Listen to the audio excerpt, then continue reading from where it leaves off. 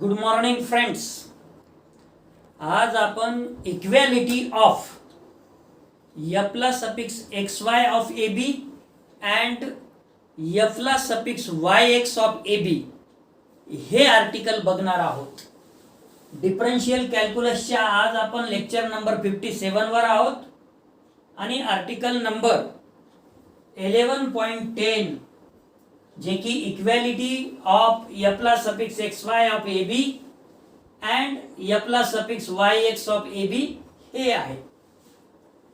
It has been that the two repeated second order partial derivatives are generally equal. Partial derivatives of x as well as y or partial derivatives of y as well as x are mostly or generally equal. They are not, however, always equal as in shown below by considering two examples. It is easy to see a priori also y f plus suffix yx of ab may be different from f plus suffix xy of ab. We have f plus suffix xy of ab which is equal to limit h tends to 0 f plus suffix y of a plus h comma b minus f plus suffix y of a comma b. म्हणजे इथे b जो आहे तो constant आहे आणि a plus H A ह्या varies आहे. h tends to 0 divided by h. b म्हणजे y च्या ठिकाणी असल्यामुळे f plus suffix y of a plus h comma b minus f plus suffix y of ab upon h. Also f plus suffix y of a plus h comma b which is equal to limit k tends to 0 f of a plus h comma b plus k minus f of a plus h comma b. आता इथे जर विचार केला आपण तर a plus h हे सारखं आहे x च्या प्लेसवरचे आणि y च्या प्लेसवर जे आहे ते व्हॅरीज असल्यामुळे b plus k आणि b इथं f plus suffix y of a plus h comma b जी की याची व्हॅल्यू आहे याची आपण नंतर ठेवणारच आहोत इथे. सोबतच f plus suffix y of a b which is equal to limit k tends to 0 f of a comma b plus k minus f of a comma b. आता इथं सुद्धा f प्लस सफिक्स y आहे कारण a जो आहे x च्या प्लेसवरचा ते दोन्ही ठिकाणी सारखंच आहे. म्हणून b प्लस के आणि b साठी y च्या ठिकाणी बदल होत आहे स्मॉल इन्क्रिमेंटचं जे की इथं व्हॅल्यू k इथं दिलेली आहे आणि k गोज टू 0 आहे f plus suffix y of ab जी की व्हॅल्यू याची आहे आणि म्हणून f plus suffix xy of ab which is equal to already इथे लिमिट h टेंड्स टू 0 आहे. डिवाइडला h आहे.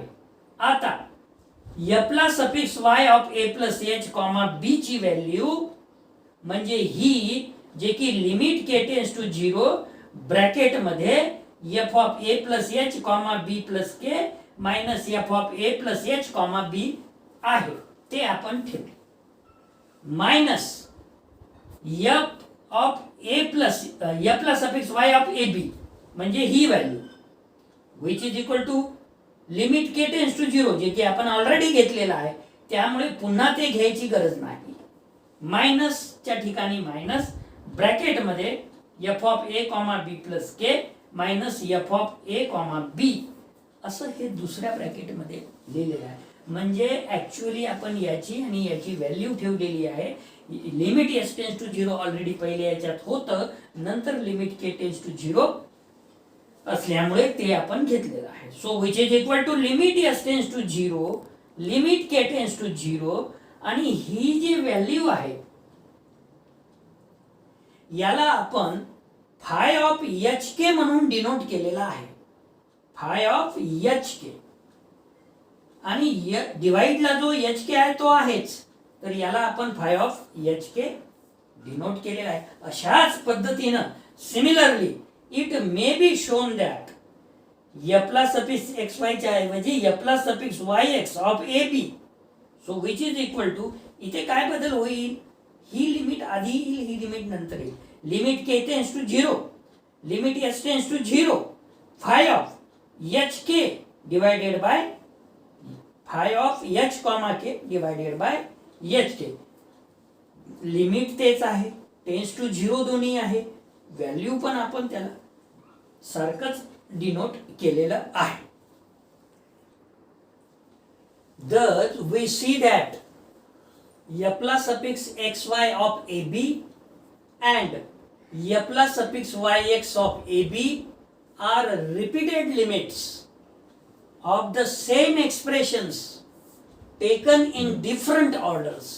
याच्या आधी जो इक्वेशन आला होता आपला त्याला राईट हँड साइडला काय होतं, limit S tends to 0, limit K tends to 0, phi of H K divided by H K.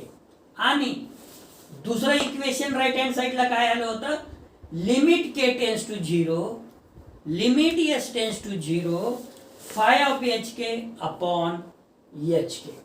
म्हणजे ऑर्डर चेंज होती लिमिटची. Also the two repeated limits may not be equal, as for example दोन repeated limits इक्वलच येईल याची शाश्वती नाही. May be equal येऊ शकते, मे नॉट बी. कसं हो बघा खालच्या एक्झाम्पल मध्ये, limit S tends to 0, limit K tends to 0, H minus K divided by H plus K which is equal to, ही लिमिट यूज करायची आहे, limit K tends to 0, limit S tends to 0 which is into H by H, K म्हणजे 0 0 आणि value is 1, and limit K tends to 0, limit H tends to 0, H minus K upon H plus K. आता पहिले आपल्याला limit H tends to 0 use करायचा आहे. So which is equal to limit K tends to 0 minus k upon k and which is equal to minus 1. That means what? In the same example, if the order of the limits are interchanged, then may or may not be, value should be equal. So, इथं 1 आला, इथं minus 1 आला. Not be equal. एक example घेऊ. Example 1. Prove that f plus suffix xy of 0 0 is not equal to f plus suffix yx of 0 0 for the function f given by f of xy which is equal to xy in bracket x square minus y square whole divided by x square plus y square. What about xy which is not equal to 0 0 and f of 0 0 which is equal to 0. Either you, if you substitute x is equal to 0, then also this value becomes 0, because 0 multiply anything is 0, 0 divided by anything is 0. When we substitute y is equal to 0, again 0 multiply anything is 0 and 0 divided by anything is 0. So we have f plus suffix xy of 0 0 which is equal to limit s tends to 0, f plus suffix y of 0 plus h comma 0 minus f of y in bracket 0 comma 0. म्हणजे आपण जे वर equation मिळवलेलं आहे त्यामध्ये f of xy of ab चं जे calculation केलेलं आहे त्याच्यामध्ये a च्या ठिकाणी 0 ठेवलेला आहे आणि b च्या ठिकाणी 0 ठेवलेला आहे. त्यामुळे हा रिझल्ट आलेला आहे होल डिवायडेड बाय एच, जे की वर आहे इक्वेशन. याला इक्वेशन नंबर 1 म्हणा. Also f plus suffix y of ab, ab ची किंमत 0 0 which is equal to limit k tends to 0, f of 0 comma 0 plus k minus f of 0 comma 0 whole divided by k. ही equation वर आलेला आहे. या equation मध्ये a च्या ठिकाणी आणि b च्या ठिकाणी आपण 0 ठेवलेला आहे. which is equal to limit k tends to 0 f of 0 comma k minus f of 0 comma 0 whole divided by k. So with the help of this function, इथं जर तुम्ही x च्या जागी 0 ठेवलं आणि y च्या जागी काही जरी ठेवलं तर हे बी 0 येते. इथं x च्या जागी 0 आणि y च्या जागी 0 ठेवलं तर हे 0 येते. So 0 upon k and which is equal to 0. And f plus suffix y of h comma 0 which is equal to limit k tends to 0 f of h comma 0 plus k minus f of h comma 0 whole divided by k. इथं काय केलं आहे हो आपण a च्या जागी h आणि b च्या जागी 0 ठेवलेला आहे, जे की वर इक्वेशन ऑलरेडी आलेला आहे. त्यामुळे हे आपल्याला असं मिळालं. So which is equal to limit k tends to 0 f of h comma k minus f of h comma 0 whole divided by k. आता या इक्वेशन वरून h ची किंमत आपल्याला काय ठेवायची आहे? x ची किंमत h आणि y ची किंमत k असं ठेवायचं आहे. त्यामुळे इथं काय येईल? hk in bracket h square minus k square whole divided by h square plus k square, आणि हा जो k ऑलरेडी पहिलेच आहे तो इथं दिलेला आहे. आणि मायनस h कॉमा 0 म्हणजे x ची किंमत h आणि y ची किंमत 0 जर ठेवली तर ती सोल टर्म इज 0, त्याच्यामुळे ती दुसरी टर्म 0 झाली. आता याला इक्वेशन नंबर 1 म्हणा, याला इक्वेशन नंबर 2 म्हणा आणि याला इक्वेशन नंबर 3 म्हणा. हे इक्वेशन नंबर 1 2 3 च्या मदतीने आपण याच्या पुढची स्टेप आपण लिहिणार आहोत.